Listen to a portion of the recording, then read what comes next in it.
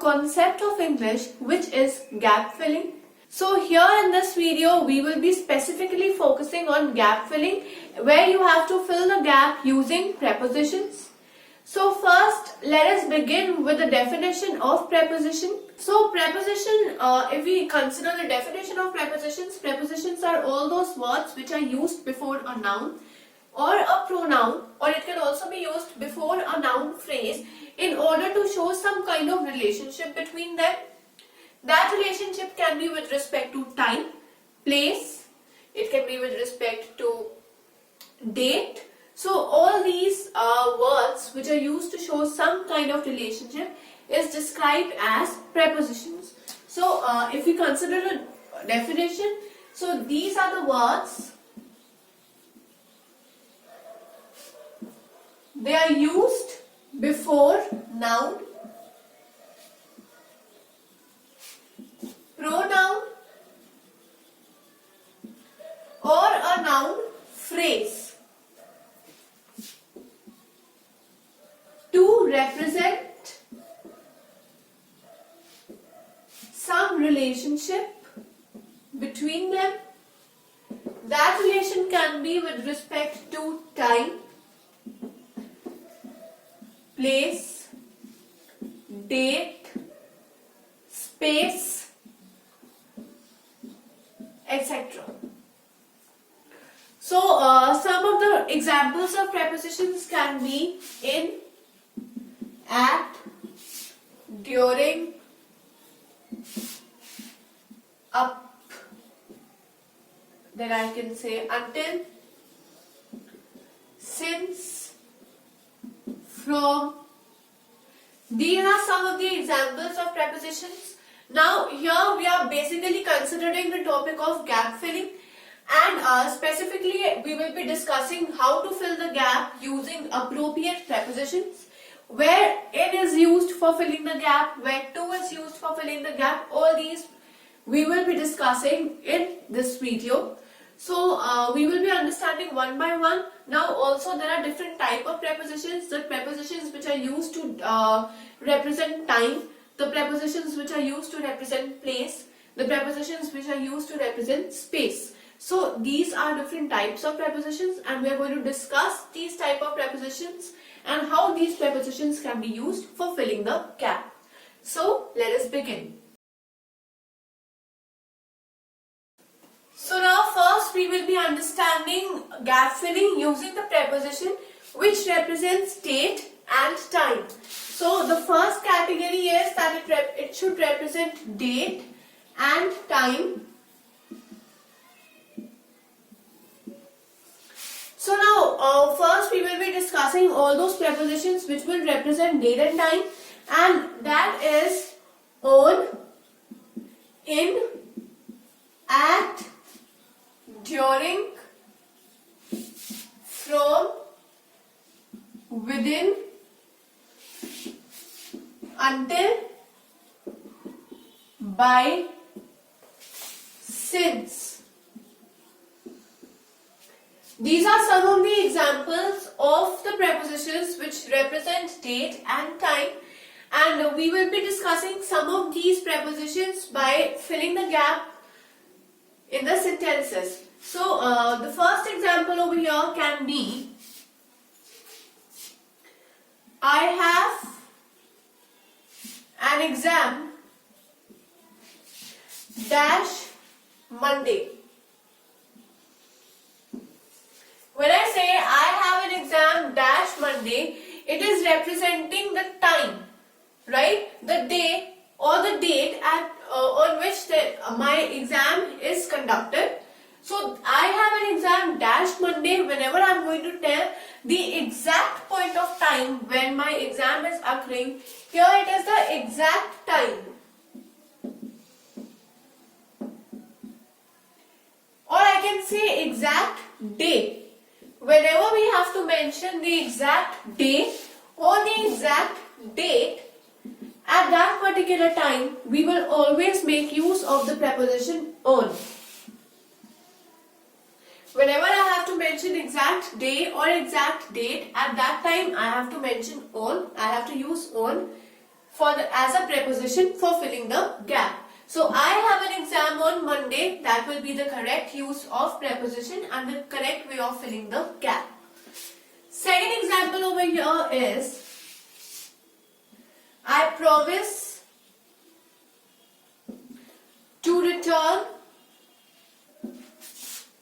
your money dash a week. When I say I promise to return your money dash a week, here I am not telling the exact time. I am not telling the exact day. Week, in a week there can be any day, right? In a week there are 7 days, and here I have just promised to return the money in those 7 days. So whenever there is a period of time or there is a span of time and you have to perform some activity before that span of time, this is before the given time. Or I can say before the given day. So whenever you have to perform some kind of action before the given day, at that particular time, I will say within a week.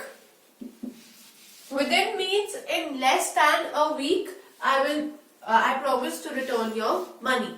So all is used when you have to when you are telling the exact day, and whenever you are telling that you have to perform the activity before the particular span of time. In that case, I will be writing within a week, or I can also mention in at certain sentences. Now the next type of preposition which we will be discussing for filling the gap is the preposition which represents place. Earlier we have studied and we've discussed about the preposition which represents date and time. Now we are going to understand the preposition which represents place. So second is the preposition which will represent place over here, and the prepositions which represent place are in, on, at, to. These are some of the prepositions which are used for representing place, and we are going to discuss these type of prepositions one by one and how these prepositions can be used for filling the gap.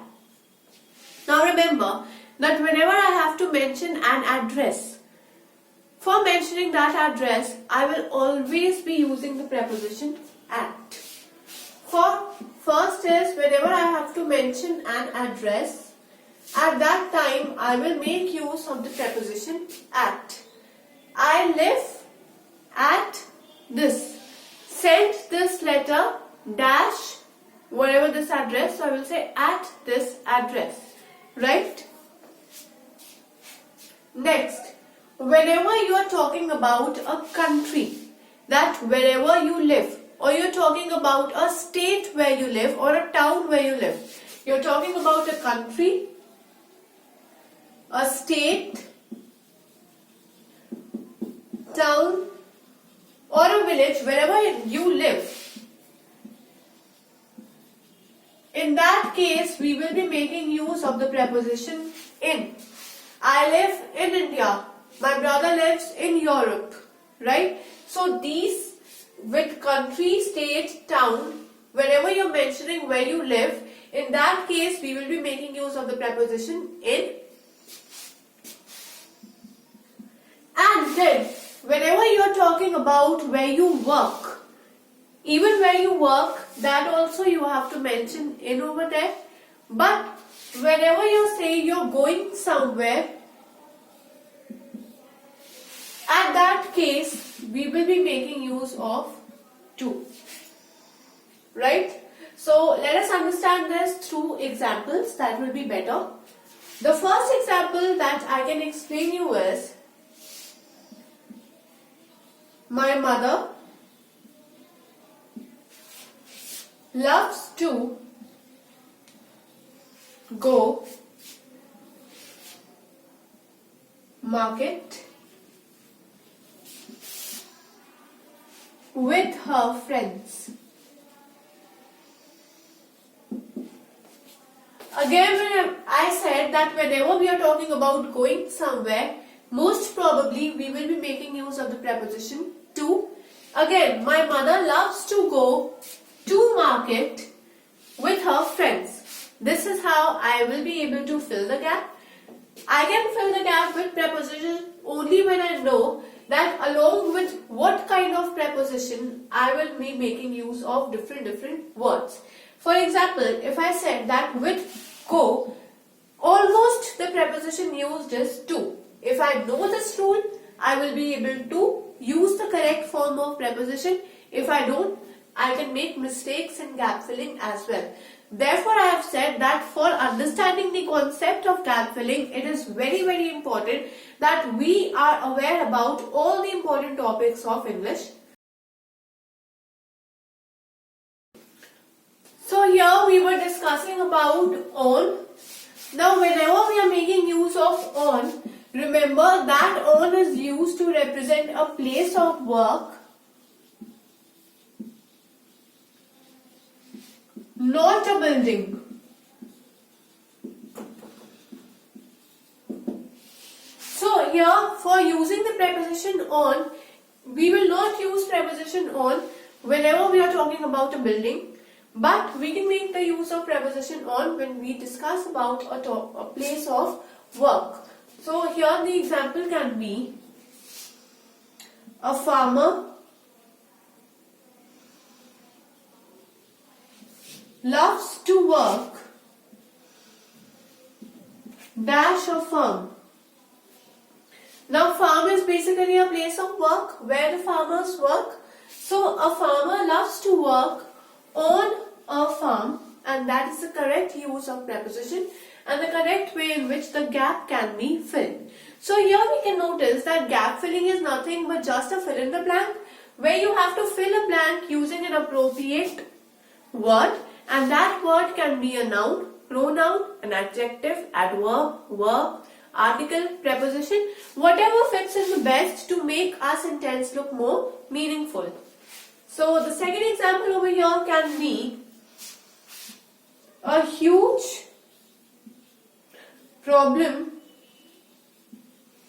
has arisen dash that estate. A huge problem has arisen dash that estate. The estate is again a place where I can say the popular people work, or where the people who have major power they work. So a huge problem has arisen on that estate. Whenever a problem arises, it arises on something. So on that estate. So these are the two examples where we can make use of on as a preposition for filling the gap. So here in this video we have discussed about gap filling, and specifically we have focused on the gap filling by using the prepositions. Also I have given you a short brief about prepositions as well. What are the type of prepositions which can be used for filling the gap, along with some of the examples as sentences. So I suggest you to register on our online portal, which is www.abhyasonline.in. Once you register on that portal, there will be n number of practice papers which are provided, specially made for you students, so that you can attempt those papers and analyze yourself. Once you submit the result, once you submit the paper, there is a result which is available. That result will show your skills, where you lag behind, and your strong points as well. So once we know that whatever are our weak points, we are able to implement on that more. We are able to improvise that section more. So do attempt those practice papers in order to become a master in English and to become master of every topic in English. So keep learning and keep practicing.